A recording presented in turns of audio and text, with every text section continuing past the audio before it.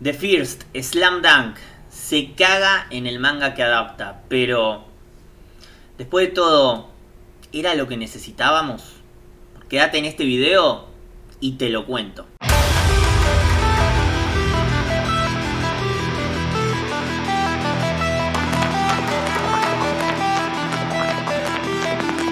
Pues sí, acabo de salir del cine y necesitaba ponerme a hablar de Slam Dunk sí o sí. Una de mis obras favoritas de todos los tiempos. Durante muchísimos años fue mi manga número uno indiscutido, a tal punto de que me he visto todo lo que existe de Slam Dunk y he coleccionado todo lo que pude tener acá en el país de Slam Dunk. Lamentablemente, obvio, por vivir en Argentina es muy poco lo que nos llega, pero sin embargo, durante muchísimos años les puedo asegurar que marcó mi vida, a tal punto que llegué a faltar varias veces a la escuela solo para poder ver capítulos de la serie. No es joda.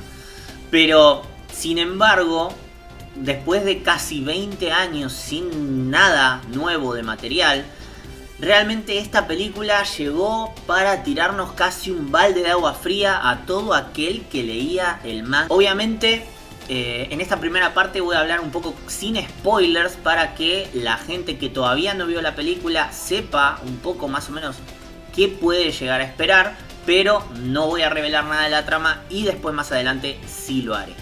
Como decía recién, la película básicamente cambia por completo el foco de atención de la historia, dejando en un segundo plano a nuestro querido protagonista y centrándose en Ryota. Y esto no necesariamente es algo malo. ¿Y a qué voy con esto? Creo que la parte que adapta del manga esta película es el partido final que ocurre en el manga. ¿Qué pasa? En este partido, si uno lo viera adaptado a película, solamente serviría para alguien que ya es fan de la obra, ya que no tenemos ningún vínculo emocional a la hora de empezar el partido con estos personajes. Entonces es por eso que la película decide ampliar la historia de uno de los personajes para de esa manera empatizar un poco más con él. La selección del personaje tiene que ver un poco con algunas palabras que alguna vez había dicho Inoue hace mucho tiempo. Si llego a encontrar la entrevista la estaré dejando, en la cual él decía que básicamente si tuviera que elegir uno de los personajes de los 5 protagonistas con el que más se identificaría, sería quizás con Miyagi y con Kogure, ya que él siempre fue muy bajito y no era muy bueno jugando, pero sí era bastante rápido y sabía dar buenos pases. Básicamente la función que cumple Miyagi en la obra, y es por eso quizás que el autor decidió, ya que el autor del manga es el director también de la película, decidió focalizar la historia en él. Y creo sinceramente que, como dije recién, si sos alguien que nunca vio nada de Slam Dunk, es bastante positiva la elección. Además, tengamos en cuenta que hoy en día cambió mucho la historia de cómo se cuentan justamente las historias en el shonen. Los personajes protagonistas suelen ser más tridimensionales de lo que solían ser en la década de los 80-90.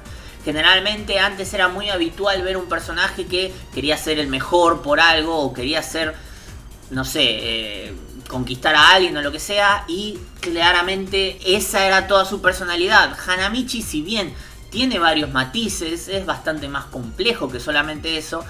Sí tengo que decir que es del quinteto protagonista, salvo por Rukawa, que Rukawa es una puerta de lo plano que es. Hanamichi no trae mucha profundidad tampoco. Como decía recién, es un personaje que se autodenomina genio, y si bien en nivel jugable sí vamos viendo una evolución, y eso hace que por ende veamos una evolución en Hanamichi, también en lo personal, en la psiquis de él.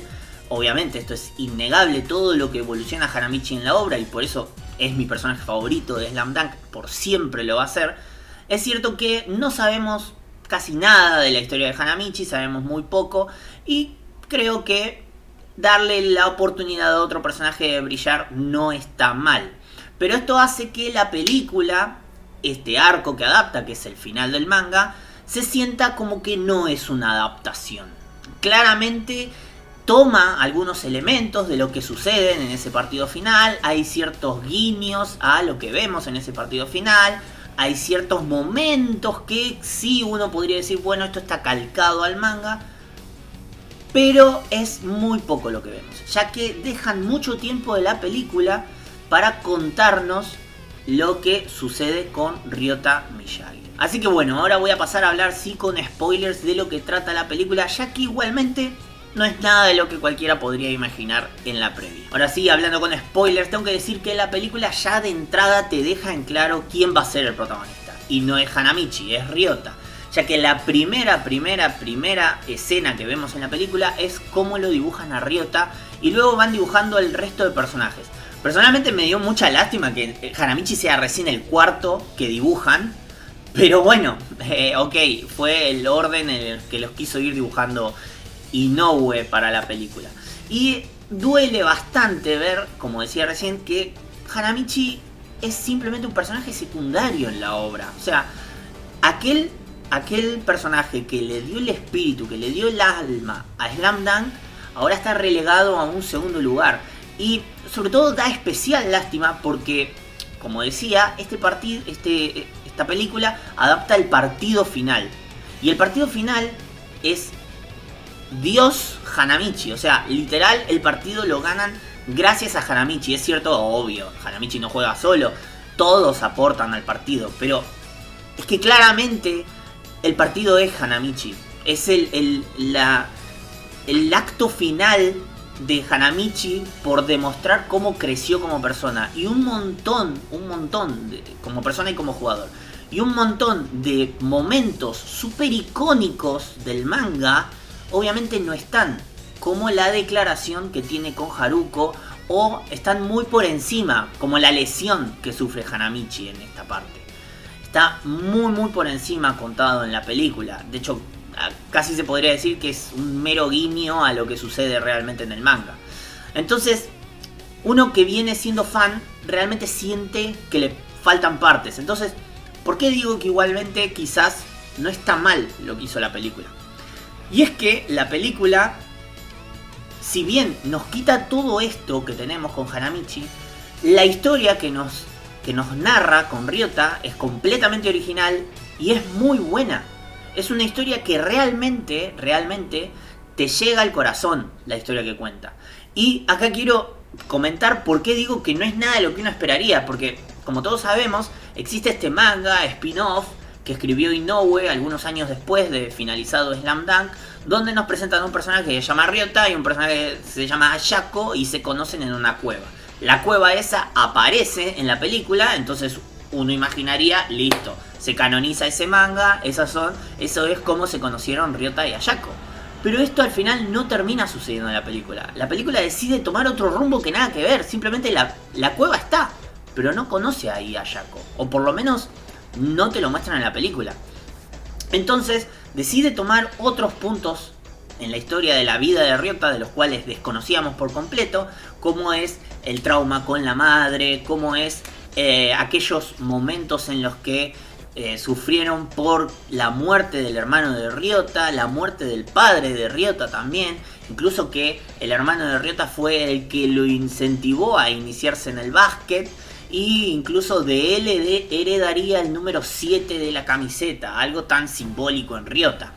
Es por eso que esta película, si bien uno como fan de Slam Dunk dice, esto no es lo que yo vine a ver, no es lo que viniste a ver, pero es lo que no sabías que querías ver. Aunque también, siendo sincero, me hace pensar y me hace sentir es una bala perdida, porque esto significa que quizás nunca veamos bien adaptado lo que es el final del manga de Slam Dunk.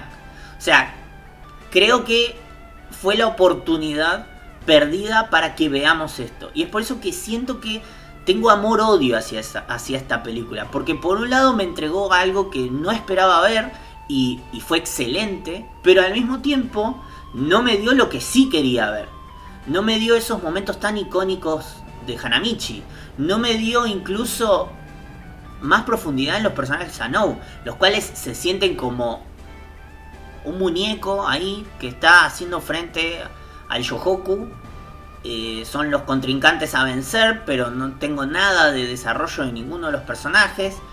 Sawakita es una sombra de lo que llega a ser en el manga.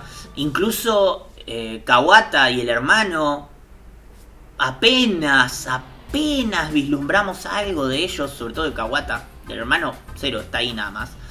Con todo lo que significa para Hanamichi ese personaje, todo lo que tiene que evolucionar Hanamichi. Incluso algo que me dolió muchísimo es que apenas vemos un poquito de la genialidad de Hanamichi cuando Sawakita pierde la pelota con Rukawa por no ir a enfrentar a Hanamichi, por tenerle miedo a Hanamichi.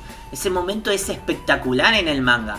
Y en la película es como muy extraño, pero a favor de la película tengo que decir que la película hace que justamente todos esos momentos, si los pusieran en la película, se sentiría un partido muy cortado. O sea, creo que esto es 100% Inoue, en el sentido de que Inoue quiso relatar un partido de básquet. Él es fan del básquet y quiso relatar un partido de básquet.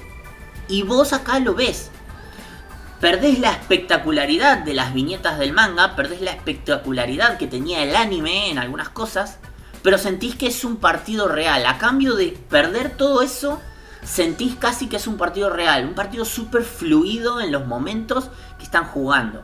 Sí, es cierto que es cortado cada vez que nos ponen un flashback de las memorias de Ryota, pero cada vez que ves el partido, ves esas microescenas que veías en el manga que ocupaban todo un panel, o que incluso en el anime antiguo por ahí te paraban la escena, hacían como que vaya en cámara lenta para verlo durante más tiempo, las expresiones de los personajes y todo. Acá solo dura un segundo, es pum, un pase y listo, y siguen jugando.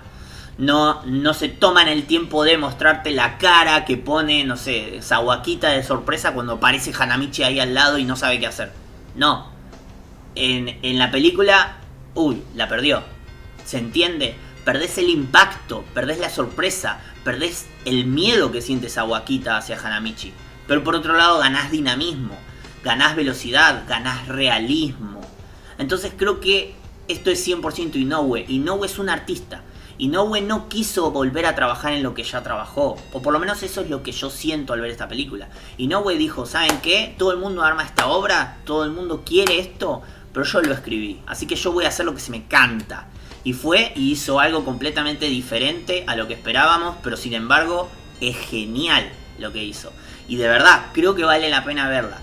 Como decía recién, siento amor-odio por la película, porque no me entregó aquello que yo quería ver, pero sí me entregó algo excelente, de una excelente calidad, y Takehiko Inoue vuelve a demostrar por qué es el rey actual del manga quizás. O sea, ya no tiene competencia. Hace Real, hace Vagabond, son dos obras maestras, tiene Slam Dunk en su haber. O sea, el tipo realmente es un genio y cada cosa que hace lo vuelve a demostrar. Esta película, como decía recién, se caga en todo lo que uno quería ver de Slam Dunk, pero sin embargo entrega algo completamente diferente y te lo terminás comiendo todo lo que se cagó te lo terminás comiendo, porque es espectacular lo bien hecho que está, lo bien desarrollado que está Ryota. Pero, y acá vengo a decir, de todas maneras creo que si bien Ryota fue una excelente elección como protagonista y claramente estuvo al nivel y claramente la película fue excelente, fue un excelente protagonista para la película porque inventaron muchísimas cosas de Ryota. Que todo esto lo único que me hace pensar es, podrían haber hecho lo mismo con Hanamichi. Y es ahí donde me genera más dolor todavía, porque de Hanamichi sí tuvimos algo en el manga, de lo cual nunca supimos nada. Y es a día de hoy que me sigue generando dolor. Y es el padre de Hanamichi. ¿Qué pasó con él? ¿Murió? ¿No murió? ¿Recuerdan la escena en la que Hanamichi llega a su casa y ve que su padre está teniendo un paro cardíaco? Sale corriendo de la casa para pedir auxilio y se topa con un montón de matones que venían justamente a justiciarlo a él.